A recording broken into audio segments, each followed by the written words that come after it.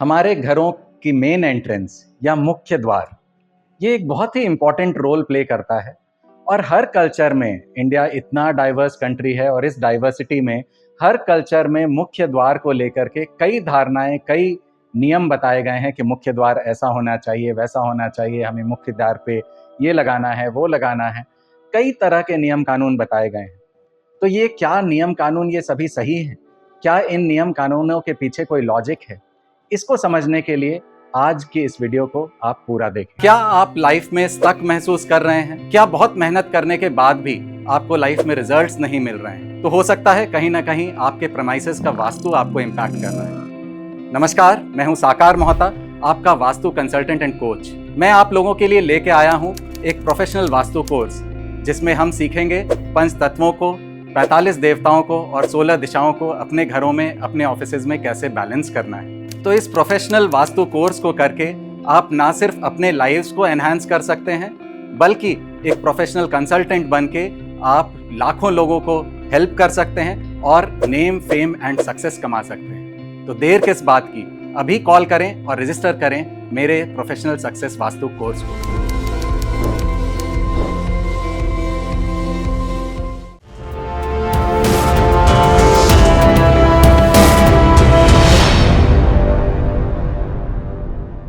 नमस्कार, मैं हूं साकार मोहता, आपका वास्तु कंसल्टेंट। और आज के इस वीडियो में हम मुख्य द्वार यानी कि हमारे घरों का जो मेन गेट है, भले ही आपका फ्लैट हो या इंडिपेंडेंट हाउस हो या कोई ऑफिस हो, मुख्य द्वार के बारे में बात करेंगे कि मुख्य द्वार जो है हमारा कैसा होना चाहिए।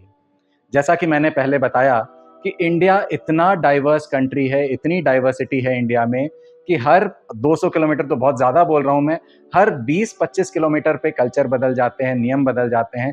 एक गांव से आप दूसरे गांव में जाएंगे तो आपको पता चलेगा कि हर गांव में एक अपनी अपनी धारणा है और वह गांव वाले जो है इन धारणाओं को बिल्कुल अपने स्वतः मन से उसको फॉलो करते हैं और उसका लाभ उठाते हैं। खास करके मेन एंट्रेंस को लेकर के कई धारणाएं हैं और धारणाएं सबके धारणाओं के पीछे एक लॉजिक जरूर छुपा है।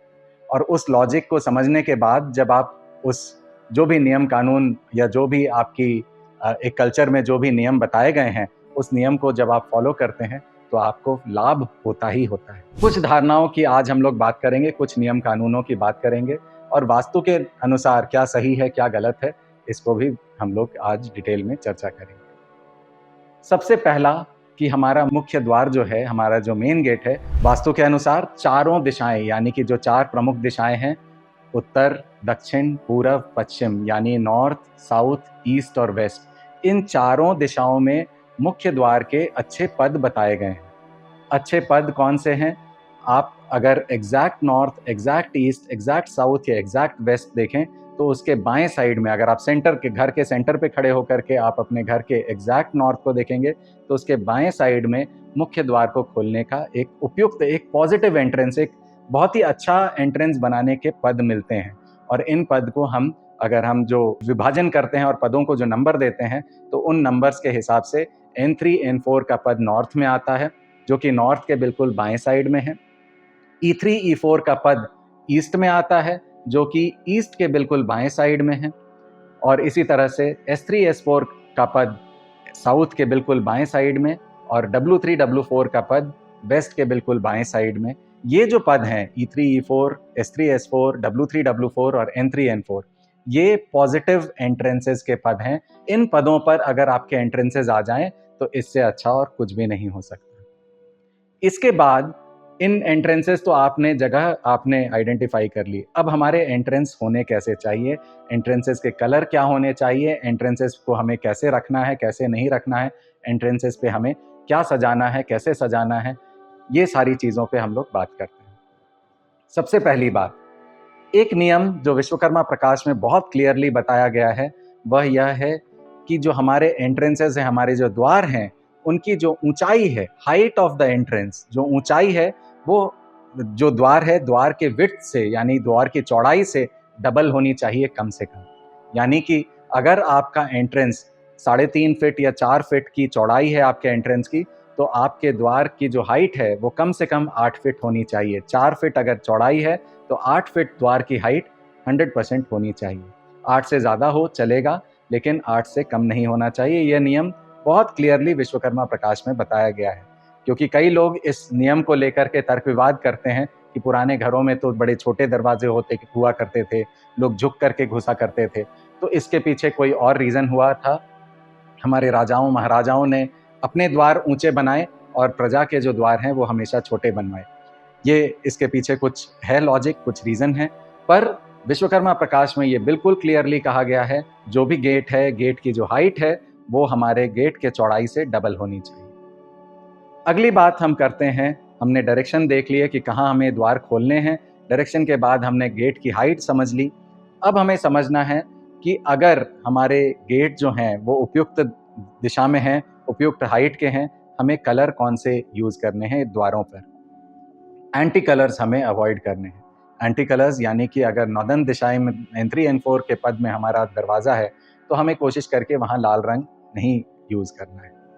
द्वार को अगर हम ऑफ वाइट कलर के द्वार से या जो भी जोनल कलर है, उस जोनल कलर का द्वार हम बनाते हैं, तो उससे अच्छा और कुछ नहीं हो सकता। तो या तो जोनल कलर का प्रयोग करें या फिर ऑफ वाइट कलर का प्रयोग करें। एंटी कलर्स लगाने से बचें। एंटी कलर्स क्या हैं? जल तत्व की दिशाओं में अग्नि के कलर्स यानी लाल कलर, वायु तत्व के दिशाओं में अगेन पृथ्वी के कलर्स यानी कि पीले कलर को अवॉइड करना है। अग्नि तत्व के दिशाओं में हमें नीले कलर को अवॉइड करना है, जो कि जल का कलर है, जो आपस में एंटी है। आकाश तत्व के दिशाओं में हमें वायु तत्व के कलर्स या अग्नि तत्व के कलर्स को अवॉइड करना है, यानी कि ग्रीन और रेड को अवॉइड करना है। तो इस तरह से हमें ये प्रॉपरली आइडेंटिफाई करके अपने द्वार को उपयुक्त कलर के बनाना है और उपयुक्त दिशा में उपयुक्त हाइट का द्वार बनाना है।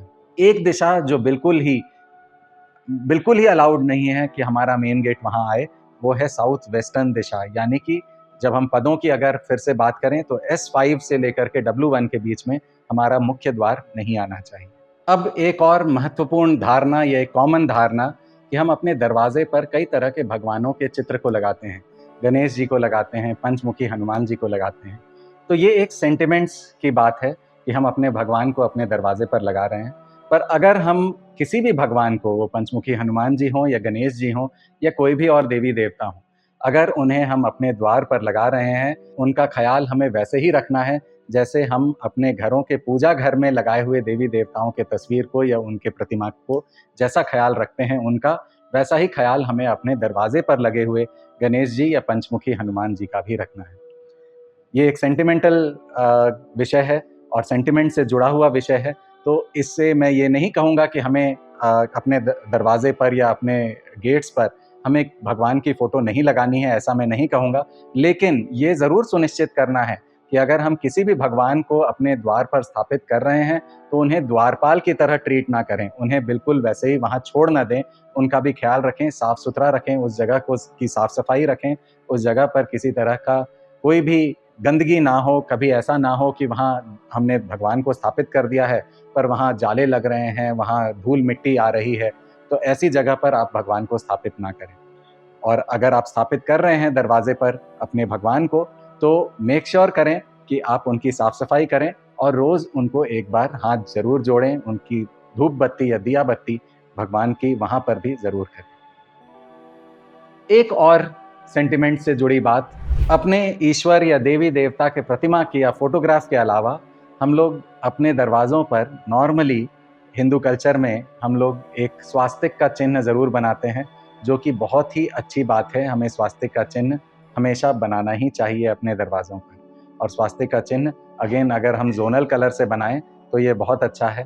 हमें ज़ोनल कलर अगर नहीं समझ में आ रहे हैं तो चंदन के स्वास्तिक को हम अपने दरवाजे पर बनाएं, तो ये एक बहुत ही अच्छा रहेगा और इस चिन्ह को हमें अपने दरवाज़ों पर ज़रूर बनाना चाहिए। अब आते हैं अगली इम्पॉर्टेंट बात पर।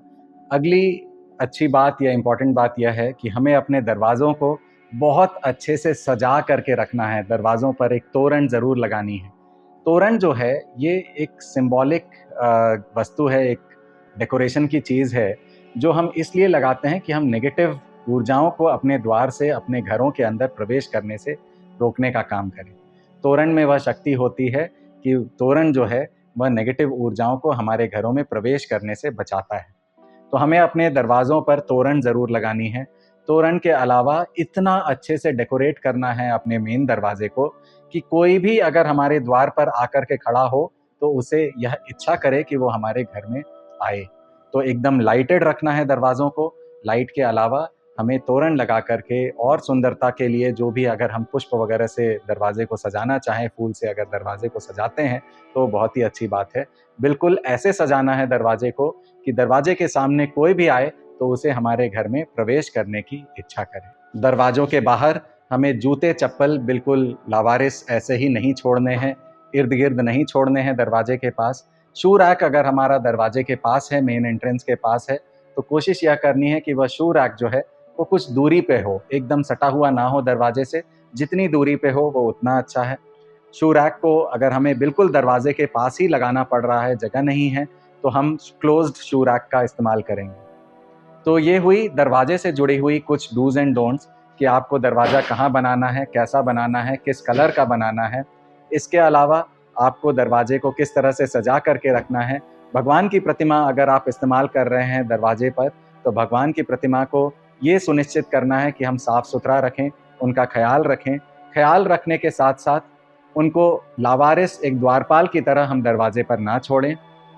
तीसरी बात, हमें दरवाजे को बिल्कुल सजा करके रखना है, तोरण लगा करके रखना है। दरवाजे के सामने अगर हम किसी तरह का फुट मैट यूज़ कर रहे हैं, तो वो भी साफ़-सुथरा अच्छा होना चाहिए। अगर शू रैक है हमारे दरवाजे के पास, तो वो दरवाजे से दूर होना चाहिए, क्लोज़्ड होना चाहिए और वह भी साफ़-सुथरा होना चाहिए। दरवाज़े हमारे घर का बहुत ही इम्पोर्टेंट पार्ट है। एक हमारे घर का एक रिप्रेजेंटेशन कर रहे हैं हमारे दरवाजे, और दरवाजे ऐसे हों कि हमारे घर के बाहर कोई भी आए तो उसे हमारे घर के अंदर आने की इच्छा करे। इतने सुंदर हों हमारे दरवाजे। मेरी तरफ से ये एक जानकारी मुझे देनी थी दरवाज़ों से लेकर के, और अलग-अलग प्रांतों में जो अलग-अलग बातें बताई जाती है दरवाज़ों से लेकर के, उनके पीछे लॉजिक को समझें और लॉजिक को समझ करके उन जो भी बातें बताई जा रही हैं, जो भी धारणाएँ हैं दरवाज़ों को लेकर के, उसको लॉजिक के साथ फ़ॉलो करें। आपको उन धारणाओं या उन नियमों के लाभ 100% मिलेंगे। आशा करता हूँ आपको मेरी यह वीडियो पसंद आई है। अगर पसंद आई है तो प्लीज़ इसे लाइक करें, मेरे चैनल को सब्सक्राइब करें ताकि ऐसी इन्फॉर्मेशन आपको मिलती रहे। Thank you so much.